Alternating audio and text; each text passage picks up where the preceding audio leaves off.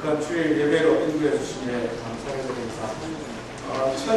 2010년이죠. 2010년 5월달에 올랜도 시월드에서 큰 사고가 하나 있었습니다. 시월드의 가장 대표적인 공연이 뭔지 아시죠? 시월드 우리 구경 가보신 분들 좀 많이 계시죠? 예, 범고래 쇼가 있지 않습니까? 범고래 쇼가 있는데 그 범고래가 그 쇼를 진행하다가 사람을 전부로서 죽여버렸죠. 이런 일이 참 잘 일어나지 않는 일인데요. 범고래가 조련사를 물어서 죽여버렸습니다. 그래서 이것이 큰 이슈가 되어서 미국의 직업안전보건을 담당하는 기관에서 이런 법적인 조치를 취하는 그런 일들이 일어났습니다. 이보다 조금 앞서서 2006년에 올랜도 시월드에서 비슷한 사건이 있었습니다. 올랜도 시월드에서 일어난 사건은 우리가 지금 동영상에도 들어가보면 유튜브에도 이렇게 올라와 있는데요. 쇼하는 과정이 아니라 이제 쉬고 있는데 쉬고 있을 때 조련사가 이 범고래의 몸을 살피고 이렇게 혹시 아픈 데는 없는지 살피는 과정 속에 범고래가 조련사의 다리를 물어버렸습니다. 다리를 물고 아마 죽일 뜻은 없었던 것 같아요. 그냥 한 10분 정도 물에 들어갔다가 올라갔다가 흔들었다가 제가 그 동영상을 보고 있었는데요. 범고래가 얼마나 크냐면 한 5톤 정도 됩니다. 네, 한 5톤 정도 되고 얼마나 사납느냐면 우리가 바다에서 제일 사나운 짐승을 상어, 특별히 시린상어 있잖아요. 백상아리라고 그러죠. 백상아리를 제일 무서운 바다에 있는 짐승으로 하는데 실제로는 이 범고래가 제일 사납습니다. 백상아리도 범고래가 한 입에 그냥 토막을 내버릴 만큼 강하고 센데요. 한 10분 정도 그냥 물에서 잠수했다가 올라갔다가 흔들었다가 결국은 다행스럽게 풀려났습니다. 이런 장면들을 보면서 왜 이 범고래는 그렇게 자기를 보살피는 그런 조련사를 물었을까? 범고래뿐만 아니라 우리가 동물원에서 한 번씩 이런 뉴스를 접할 수 있지 않습니까? 얼마 전에는 싱가포르에서 수의사를 사자가 물어서 죽여버렸습니다. 수의사. 동물원에 있는 짐승들이 건강을 살피고 또 아픈 곳이 있으면 치료해주는 것이 수의사입니다. 그런데 사자가 그 수의사를 물어서 죽여버렸습니다. 왜 이런 일이 발생할까? 여러 가지 이유가 있겠습니다만 제일 근본적이고 쉬운 그리고 분명한 이유는 범고래가 이 수련하는 이 수련자의 조련사의 마음을 알지 못하기 때문에 그렇습니다. 말이 안 통하기 때문에 그렇습니다. 사자가 자기를 보살피는 수의사와 대화할 수 있다면 네가 지금 아프니까 내가 너를 좀 도와주기 위해서 내가 지금 너를 만진다 알고 이해하면 아마 그렇게 물지 않았을 것입니다. 이런 것, 도우려고 하는 사람, 섬기려고 하는 사람과 섬김을 받는 사람이 잘 이해하지 못하는 이런 일들은 동물의 세계에만 있는 것이 아니라 우리 사람들 사이에도 있는 것 같습니다. 우리 집에도 그런 일은 좀 자주 발생하지 않습니까? 우리 자녀들, 우리 뉴스를 보면 사춘기라고 하지 않습니까? 엄마 아빠가 우리 자녀들이 잘 되라고 좋은 말로 교훈하지 않습니까? 가르칩니다. 어떻게든 좋은 것을 주기 위하여. 근데 자녀들은 뭐라고 이야기합니까? 잔소리라고 이야기하죠. 잔소리 한다고 이야기합니다. 그냥 잔소리 한다고 이야기하는 것으로 끝나는 것이 아니라 조금 지나면 어떻게 합니까? 귀찮게 얘기합니다. 탈선함, 어게인. 결국은 나중에는 어떻게 됩니까? 극단적인 경우에는 그냥 집을 떠나버리기도 합니다. 만약에 자녀들이 부모 마음을 자기 자녀를 잘 되라고 하는 그 부모 마음을 조금만 이해한다면 그런 극단적인 선택을 하지 않을 것입니다. 섬기는 사람과 섬김을 받는 사람의 마음이 같지 않기 때문에 짐승과 사람의 대화가 되지 않기 때문에 대화가 되는 사람과 사람 사이에서도 그 마음을 이해해주지 못하기 때문에 이런 일들은 쉽게 생길 수 있다는 것입니다. 우리 신앙생활은 어떨까요? 우리 신앙생활도 역시 마찬가지다. 우리가 지금 우리를 섬기러 오신 예수님에 대하여 배우고 있습니다. 그렇지 않습니까? 마가복음의 주제는 마가복음 10장 45절 말씀하셨죠. 인자에 온 것은 섬김을 받으려 함이 아니요 섬기려 하고 자기 목숨을 많은 사람들의 대속물로 주려 합니다. 예수님께서 우리를 섬기기 위해 이 땅에 오셨습니다. 예수님께서 이 땅에서 하셨던 모든 일들이 우리를 섬기기 위한 예수님의 섬김입니다.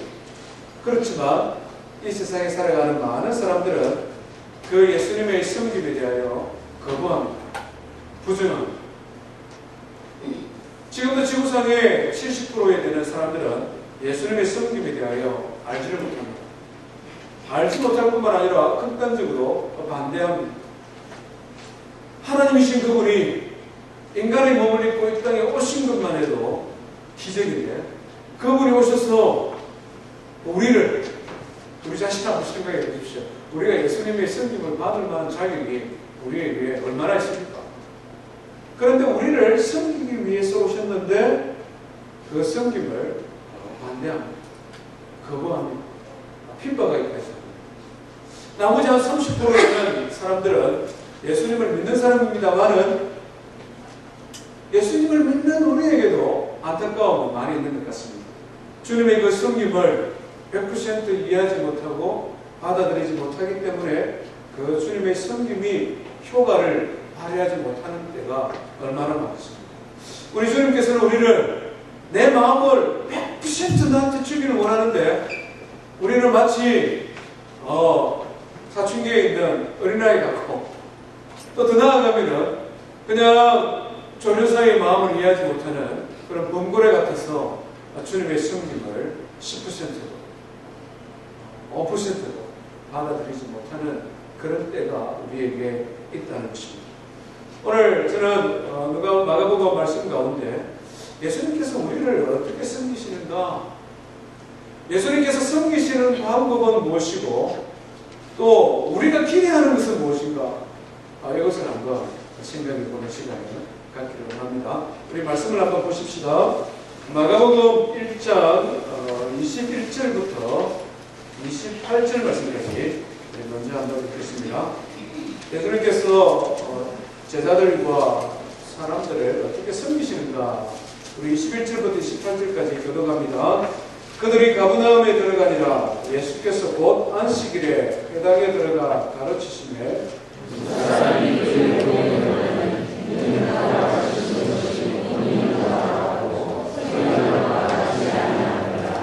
마침 그들의 회당에 더러운 귀신 들린 사람이 있어 소리질러 이르되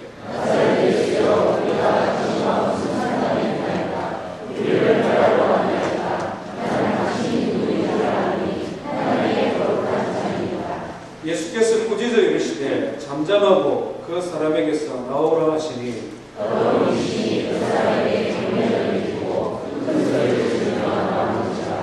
다 놀라 서로 물어 이르되 이는 어찌미냐. 거리 있는 새 교훈이로다. 더러운 귀신들에게 명한적 순종하는도다 하라. 예수의 소문이 온 갈릴리 사방에 퍼지더라. 예수님께서 가버나움 지역에 들어가 회당에서 뭐 하셨다고요? 회당에서 가르치시네. 예수님께서 사람을 섬기시는 첫 번째 방법은 가르치시는 것입니다. 예수님은 하나님의 말씀을 우리에게 가르쳐 주심으로 우리를 섬기신다 하는 것입니다. 예수님의 가르침의 특징을 뭐라고 성경은 기록합니까? 예수님은 가르치시되 어떻게 가르치신다고요?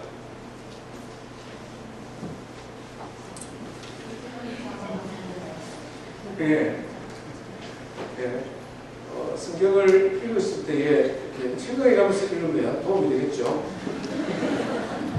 어떻게 그가 가르친다고요? 권위 있는 자와 같이 갖고, 이 권위가 강조되어 있죠. 27절에 한번 보십시오. 다 놀라 서로 물어가되 이는 어찌미냐.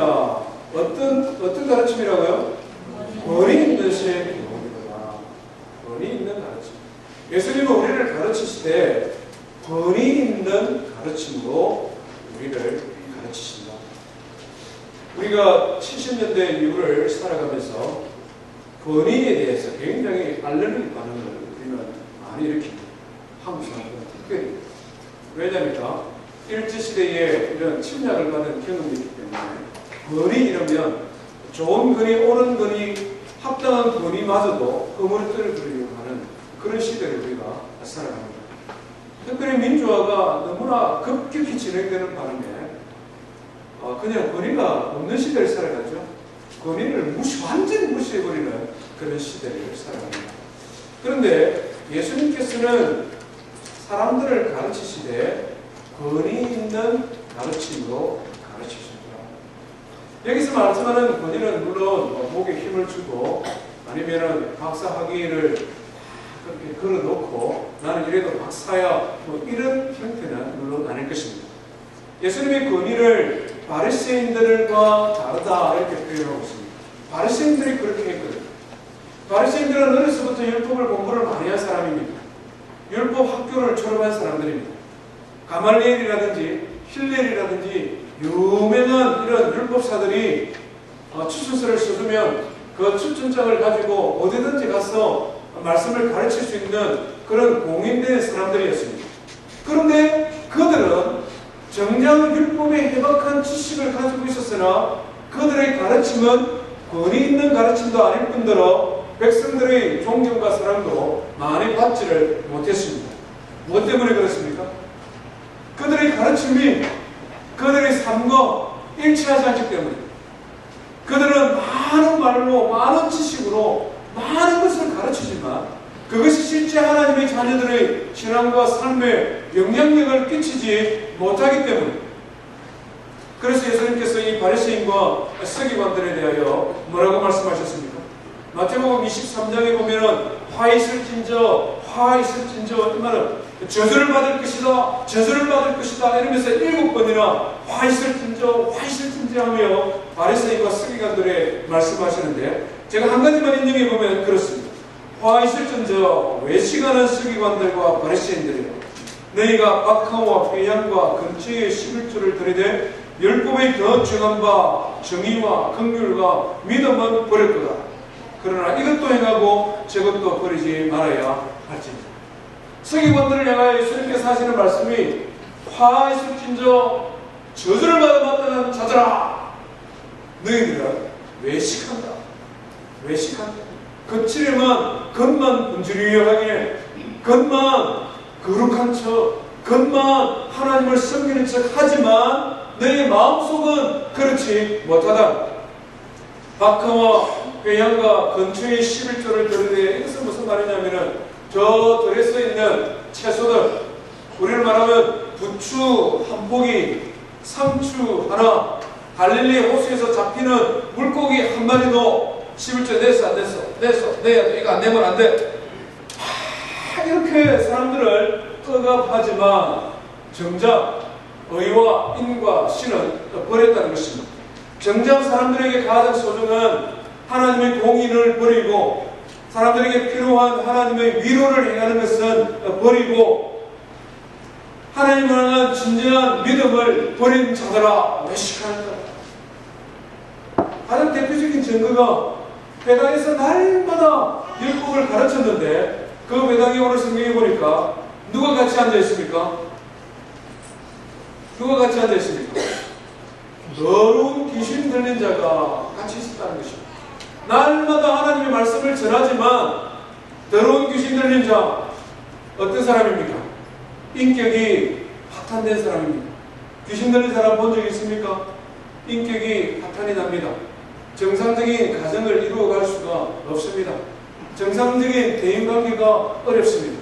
그냥 몸은 와서 앉아있지만 그의 마음속에는 사단이 그의 마음속에는 기순이 들어차서 정상적인 인간관계를 맺어갈 수 못하는 그러한 하나님의 자녀들이 그냥 성전 안에 앉아있지만 서기관은 아무런 영향을 끼치지 못하고 공허한 말만 반복하고 있었다는 것입니다.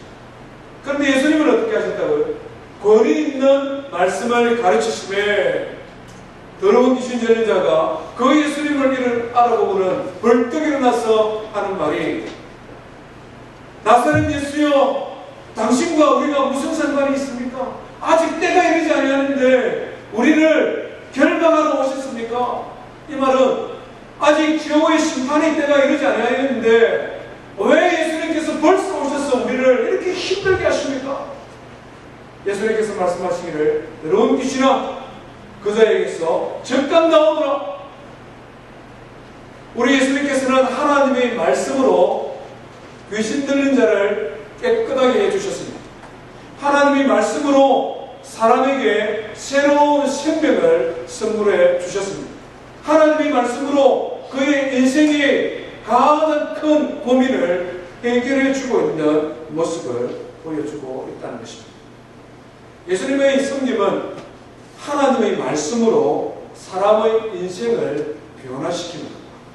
예수님의 섬김은 하나님의 말씀을 가르치는 것, 그것이 가장 먼저 되고 우선된다는 것을 우리에게 보여주고 있습니다. 사도 요한은 이것을 누구보다도 잘 깨달았던 사람입니다. 그래서 그가 기록한 요한복음 1장에 보면 예수님을 소개하기를 말씀이 육신이 되어 우리 가운데 거하심에 우리가 그 영광을 보니 아버지의 독생자의 영광이요 은혜와 진리가 충만하다. 예수님은 어떤 분이시냐? 말씀이 육신을 입고 이 땅에 임하신 분이시다. 그 말은 예수님은 하나님의 말씀으로 가득 채워주신 분이시다. 하나님의 말씀으로 가득 채워졌으니 입만 열면 예수님에게서는 하나님의 말씀이 나오고 예수님의 모든 관심은 하나님의 자녀인 우리에게 하나님의 말씀을 가르치는 것, 그것으로 가득 채워져 있다는 것입니다. 예수님께서 친히 하셨던 말씀 역시 하나님의 말씀에 대한 것입니다. 요한복음 14장 6절에 보니까 내가 곧 길이요 진리요 생명이니 나로 말미암지 않고는 아버지께로 올 자가 없느니라. 예수님께서는 말씀으로 가득 채워주신 분이시니 우리를 진리의 말씀으로 가르치기를 원하시는 분이십니다. 예수님은 하나님의 말씀으로 가득 채워져 있는 분이니 그 말씀을 통하여 우리를 생명의 길로 인도하기를 원하시는 분이시다는 것입니다. 부활하신 예수님께서 만약에 지금 오늘 이 시간 다시 이 교회에 찾아오신다면 무엇을 가장 먼저 하고 싶을까요? 부활하신 예수님께서 우리에게 찾아오신다. 예수님께서 찾아오셔서 우리에게 가장 먼저 하고 싶은 게 있다면 무엇이겠습니까? 하나님의 말씀으로 우리를 섬기는 것입니다. 하나님의 말씀으로 우리를 가르쳐 주시는 것. 이것을 예수님께서는 가장 원하실 것입니다. 늘보는 장로교회에 처음으로 등록하신 우리 시가족들이 많이 계시는데요. 교회가 우리 성도님들에게 줄 수 있는, 주고 싶은 가장 1차적인 우선순위의 섬김이 있다면 무엇이 되어야 되겠습니까? 하나님의 말씀을 드리는 것입니다. 이것이 주님께서 우리에게 모범을 보여주신 것입니다.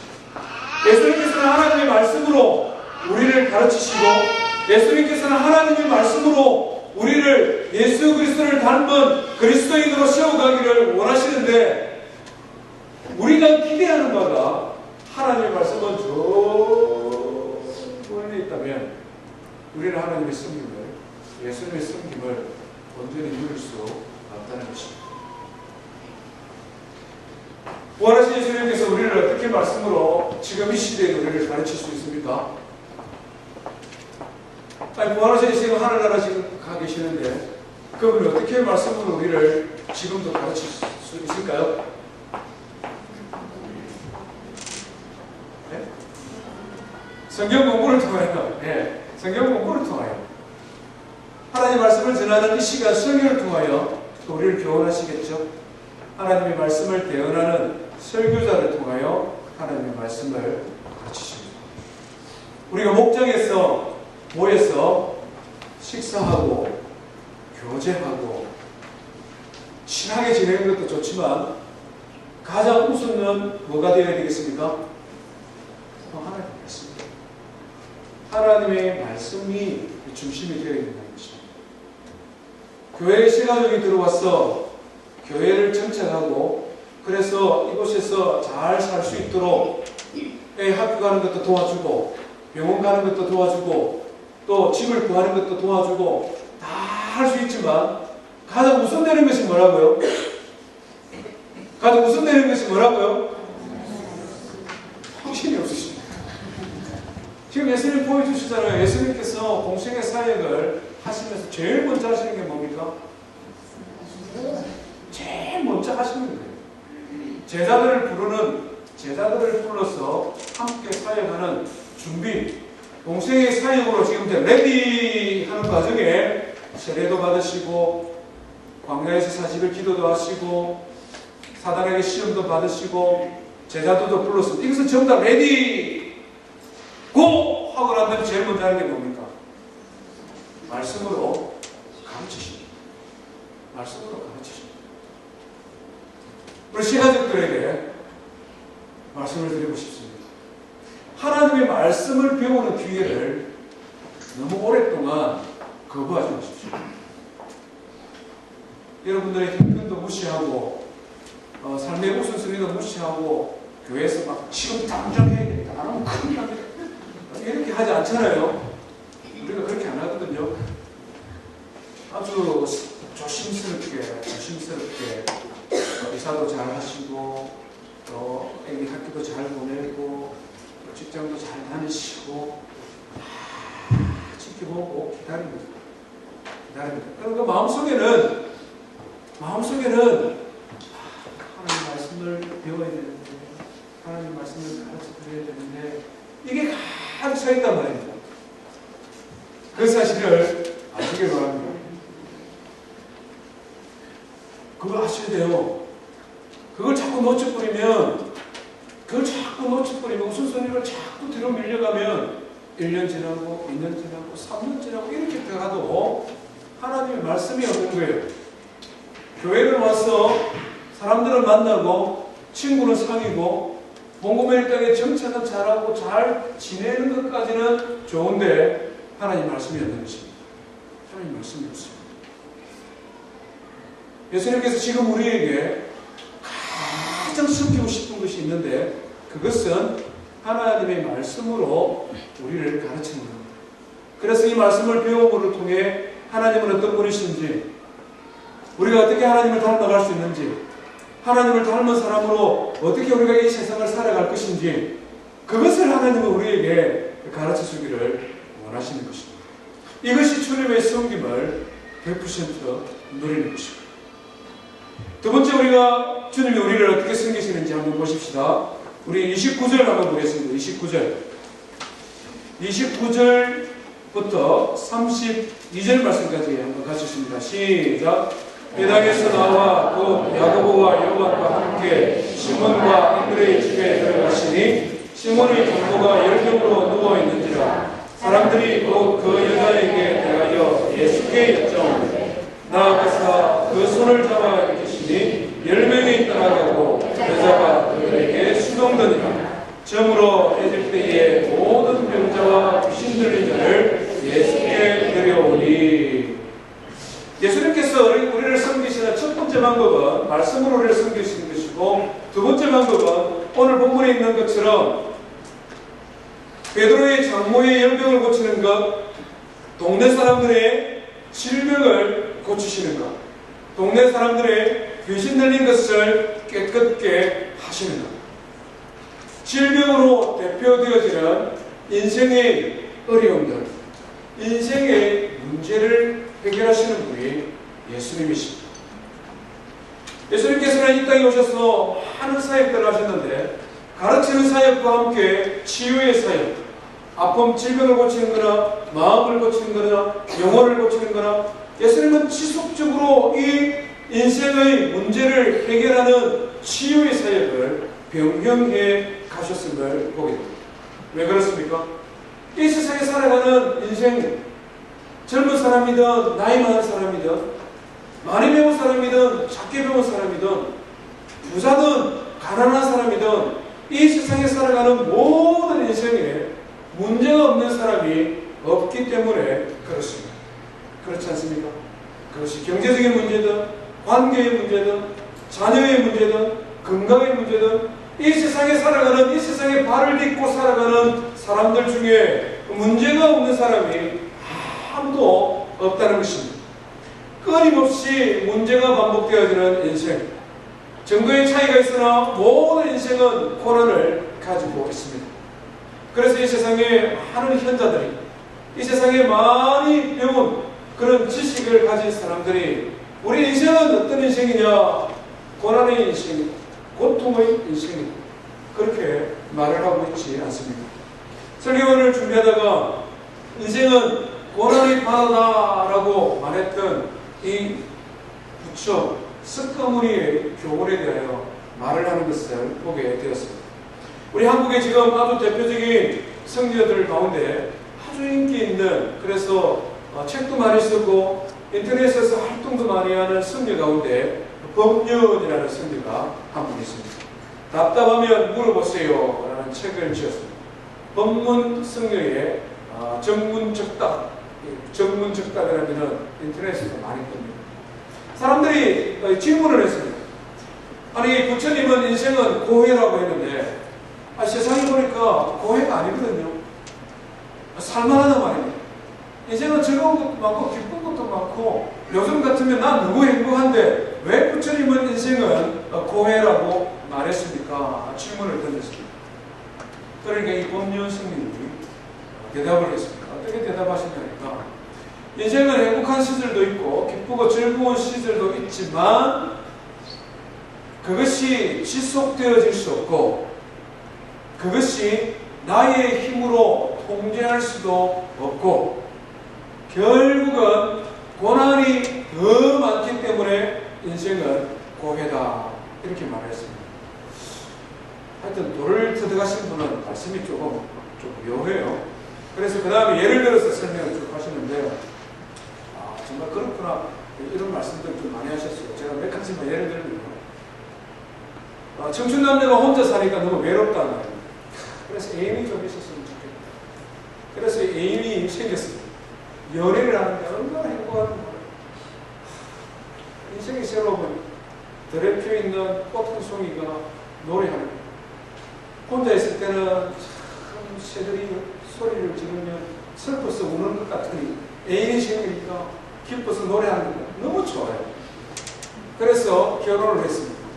결혼하면은 뭐가 생깁니까? 실망이 생깁니다. 실망하지 않습니까? 콩깍지 끼었을 때는 다 좋아 보입니다. 실망이 조금씩 쌓여가면, 실망이 쌓이면 불평도 생깁니다. 불평도 쌓이고 자주 싸웁니다. 그러다 보면은 어떻게 했습니까? 처음에는 할 수 없으니까 살고, 마주 못해서 살고, 나중에는 죽지 못해서 살고, 그것도 못 견디겠습니다. 그냥 헤어져 풀고 가잖아요. 연애하는 시절, 즐겁고 좋은 시절은 너무 많고